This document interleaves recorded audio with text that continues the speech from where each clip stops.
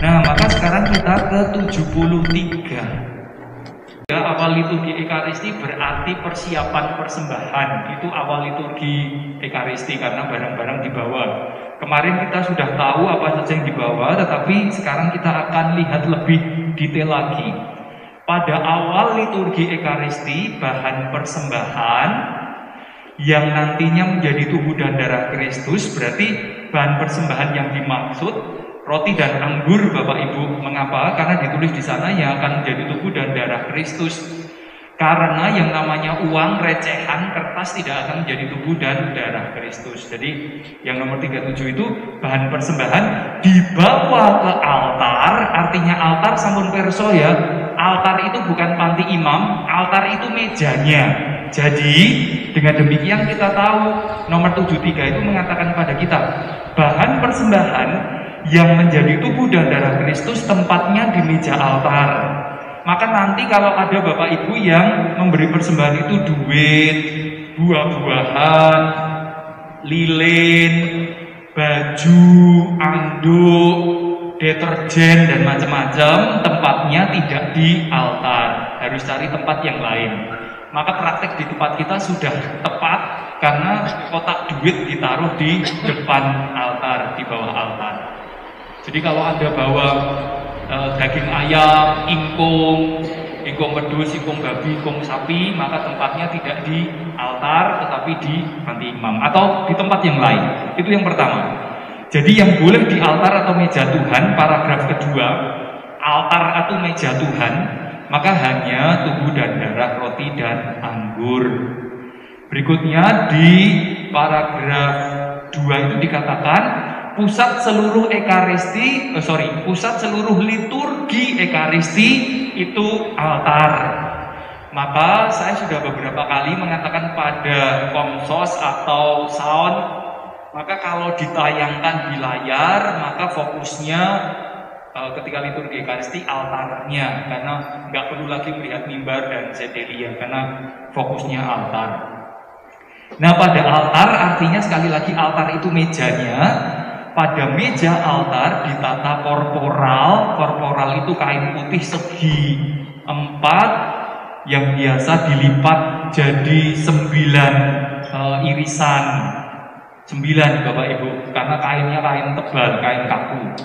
Lalu purifikatorium itu yang oleh prodiakon dan bahkan suster bruder kadang-kala mengatakannya, Mas Janu, saya minta sapu tangan. Saya minta lap. Wah, ini bukan pakai bahasa yang keren dong Bapak Ibu, purifikatorium. Kalau bahasanya lap, nanti Bapak Ibu pasti tidak sadar untuk ngelap keringat, ngelap lipstik, ngelap ingus dan macam-macam.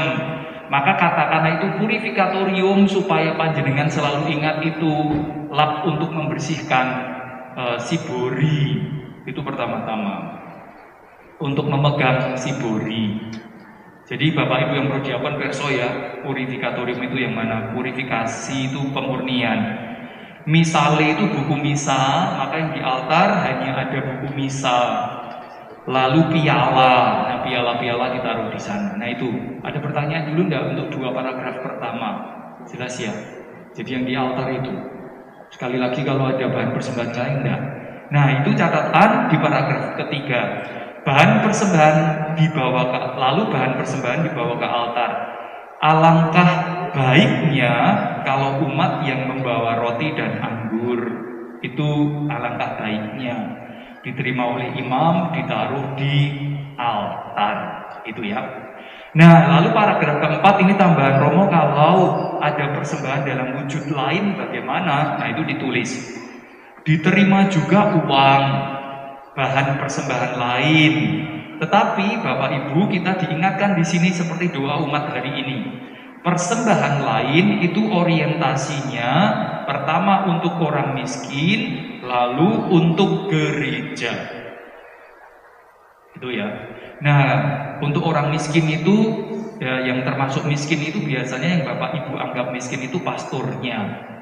Mengapa? Karena pastornya kadangkala, maka persembahan itu ada sabun, deterjen, kaos dalam, celana dalam, karena Anda merasa kami tidak bisa beli sendiri. Maka biasanya kalau persembahan ada kaos dalam, celana dalam, aduh ngapain gitu loh. Maka sudahlah, besok lagi bertobatlah Bapak Ibu, jangan beri persembahan itulah. Ya kalau pas, kalau nggak pas, biar kami beli sendirilah. Ya itu. Lalu untuk gereja apapun gitu ya, semen, botol, terus baja itu boleh. Motong bae sikap ngelan gitu loh Ibu. Jadi bisa kalau ada. Tapi ini gereja itu bukan gereja bangunan, tetapi gereja untuk seluruh umat Allah. Maka persembahannya itu prioritasnya untuk orang miskin, lalu yang kedua untuk seluruh anggota gereja. Jadi persembahan boleh enggak LCD proyektor? Boleh untuk kepentingan gereja. Boleh enggak apa itu namanya alat sound system seperangkat? Boleh.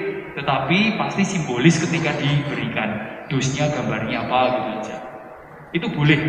Jadi tetapi tidak perlu ditaruh di altar karena tidak akan diubah jadi tubuh dan darah Tuhan.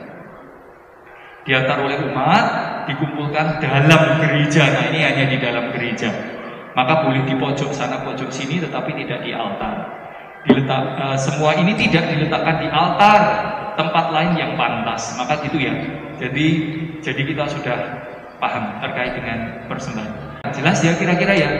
Maka yang di altar, maka saya sudah pernah mengatakan pada pertemuan prodiakon sekian abad yang lalu, kalau ada misa di lingkungan, altarnya itu masih ada kain altar dan macam-macam, maka pastornya kalau diberi wedang, snack, makanan, jangan ditaruh di atas altar, taruh di meja yang lain, atau age-age Bapak Ibu altarnya dilolosi kain altarnya. Ngaten nggih. Begitu. Supaya cara menalarnya kita pas, lurus. Nah gitu. Ada yang tanya? Enggak ya? Oke, kalau tidak ada, nomor 74.